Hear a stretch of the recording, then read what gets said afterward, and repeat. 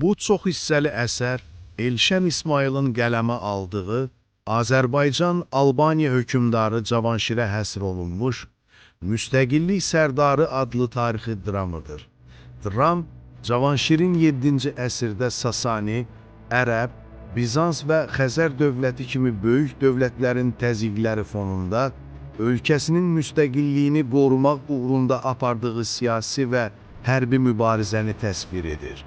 Sasani hökmdarı 3-cü Yezdəgirdin yanında ərəblərə qarşı vuruşduqdan sonra vətəninə qayıdan Cavanşir, öz xalqını həm ərəblərin, həm də Sasanilərin zülmündən xilas etmək üçün ağıllı lider kimi xarici siyasət qurur.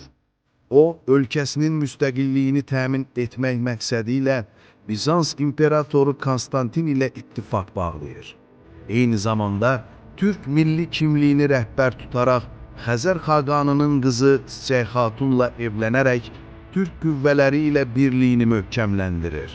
Eyni zamanda Cavanşir xəlifə Muaviyə ilə danışıqlar apararaq ərəb qoşunlarının Azərbaycandan çıxarılmasını tələb edir, lakin xəlifə onun məhv edilməsi üçün gizli plan qurur.